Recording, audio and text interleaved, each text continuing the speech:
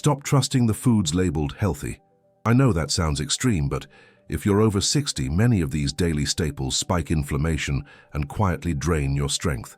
Today, I'll show you the simple swaps. After decades of working with older adults, I've learned something uncomfortable. Most people don't lose their strength, energy, or independence suddenly. They lose it slowly, silently, meal by meal. We tend to assume that if a food is common, packaged, or labeled as heart-healthy or fortified, it must be harmless.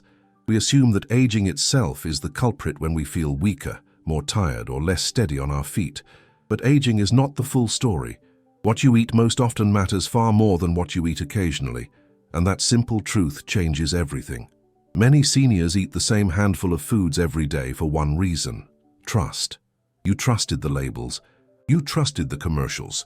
You trusted the advice that said these foods were designed for people just like you. Low-fat breakfasts, whole grain breads, ready-to-eat meals that promise balance and convenience. And on the surface, they look responsible. They don't feel reckless. But beneath that surface, something far more troubling is happening inside the body, especially after 60. There's a phrase I often come back to because it explains this problem better than any chart or calorie count ever could.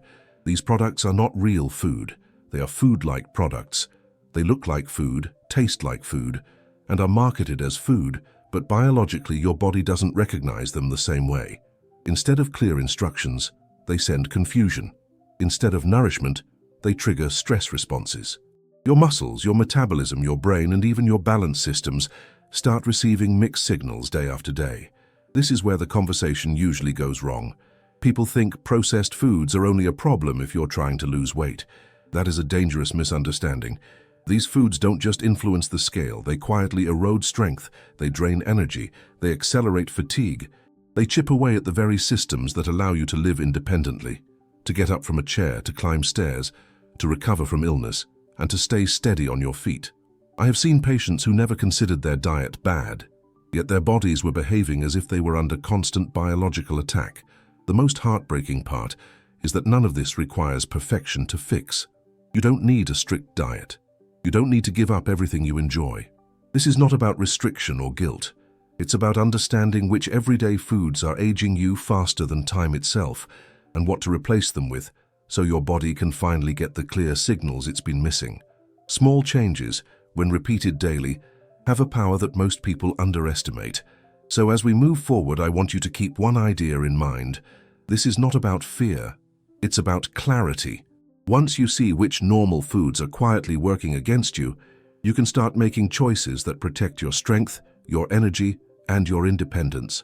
And the best part is this: you don't have to change everything. You just have to stop letting the wrong foods quietly make decisions for your future. Morning routines are powerful, especially later in life. They feel grounding, familiar, and safe. A slice of toast, a bowl of cereal, maybe a pastry with coffee. These foods carry decades of habit and reassurance. They're marketed as breakfast foods for a reason.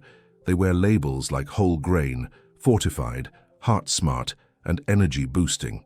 Over time, they stop feeling like choices and start feeling like defaults. And that's exactly where the problem begins. The quiet issue with these foods isn't indulgence or lack of discipline. It's biology. Refined flours and added sugars, even when disguised by health claims, create sharp rises in blood sugar first thing in the morning. That surge forces insulin to spike, and insulin, when repeatedly overactivated, becomes inflammatory. After 60, the body is far less forgiving of this pattern. Muscle tissue becomes more sensitive to insulin signals, and when those signals are chaotic, muscle maintenance quietly suffers. Protein and fiber, the very nutrients needed to preserve strength and metabolic stability, are pushed aside by starches that digest too fast and nourish too little. Think of it like this: the body in the morning is an engine coming online after a long night of fasting. It needs clean fuel and steady ignition. These breakfast foods do the opposite. They rev the engine aggressively while introducing abrasive debris into the system. Energy rises quickly, then collapses. Focus dulls. Muscles feel heavy. By mid-morning, the body is already compensating for a metabolic misfire that started with the first meal of the day. I've seen this pattern repeat itself countless times. Arthur, 74, never skipped breakfast. He was proud of that. His cereal box promised fiber and vitamins. His toast claimed whole grains, and yet by 10 o'clock every morning, his energy was gone. He assumed it was age. In reality, his mornings were setting him up for inflammatory stress before the day had even begun, and his muscles were paying the price quietly. What makes this particularly dangerous is how normal it feels. There's no immediate pain, no obvious warning sign, just a gradual erosion of stamina, a slower recovery from exertion, and a creeping sense that mornings require more effort than they used to. Over years, that pattern compounds. Strength fades not because the body is broken, but because it's being underfueled in the most critical hours of the day. This is why breakfast foods deserve special attention in conversations about aging. They aren't just meals, they are metabolic instructions. When those instructions are built on refined starches and hidden sugars, the body receives a message of stress instead of support. And over time, that message reshapes energy levels, muscle preservation, and overall resilience in ways most people never connect back to what's on their plate each morning. Convenience begins to matter more as the years pass, not because motivation fades, but because energy becomes more valuable.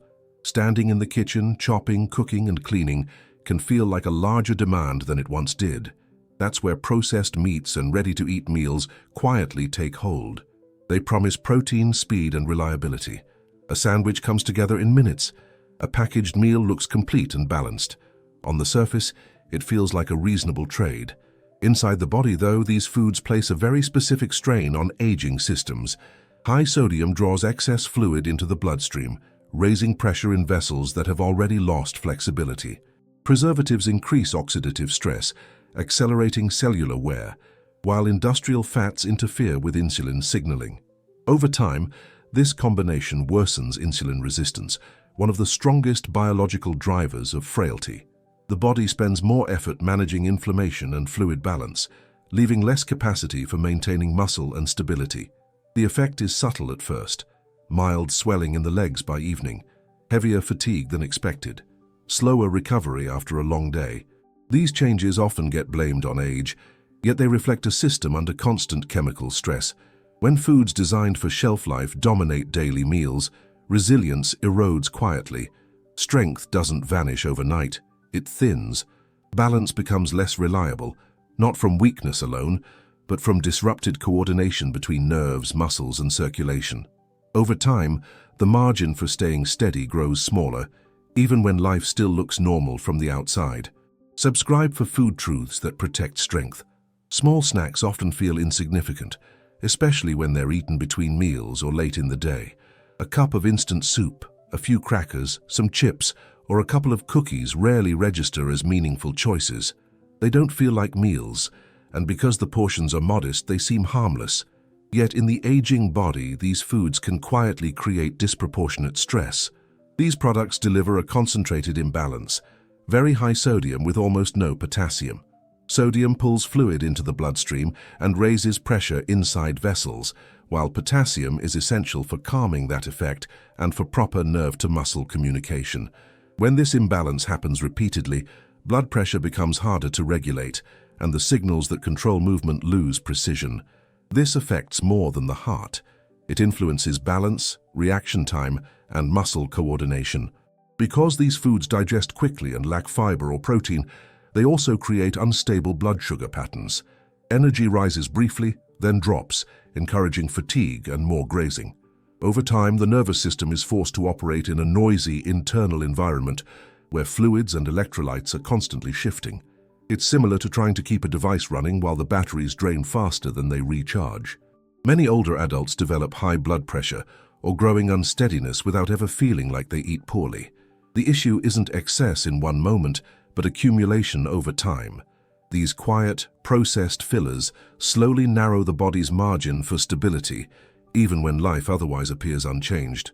One of the most overlooked problems with processed foods later in life is not excess, but absence. Meals can look adequate, portions can feel satisfying, and body weight can remain stable, yet the body may still be running on empty. Calories alone do not maintain strength. What matters is whether those calories carry the nutrients aging tissues rely on to function. Ultra-processed foods tend to crowd out what the body needs most after 60. Protein, potassium, magnesium, and other micronutrients slowly disappear from the daily diet, replaced by starches and additives that take up space without building anything. Muscle fibers lose the raw materials required for repair. Nerve signals weaken without proper mineral balance.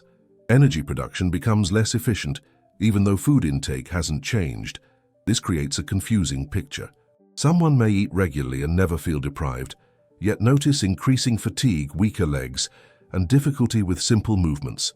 Standing up takes more effort. Endurance fades faster. These changes are often blamed on age, but they reflect a body that is being filled without being fueled. It's like pouring air into a fuel tank and wondering why the engine struggles. Frailty rarely arrives suddenly. It develops when essential nutrients are quietly displaced day after day. When foods provide volume without substance, the body adapts by shrinking muscle, slowing recovery and conserving energy. From the outside, life looks normal. Inside, the systems that support independence are gradually losing their reserves. Fortified foods create a strong sense of safety, especially later in life. When vitamins and minerals are listed on the label, it feels like protection has been built in.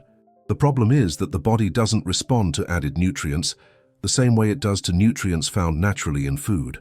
In whole foods, vitamins arrive with fiber, healthy fats, and compounds that guide absorption and proper use. In processed products, those instructions are missing. What makes this more troubling is that fortification can hide damage.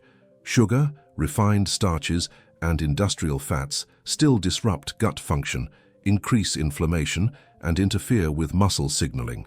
The added vitamins don't undo that stress. They simply make the food appear helpful. Over time, strength and energy can continue to decline even when labels suggest support.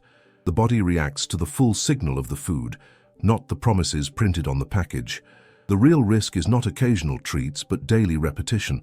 When the same processed foods appear every day, the body adapts to constant low-grade stress. Muscles weaken, recovery slows, and energy fades quietly.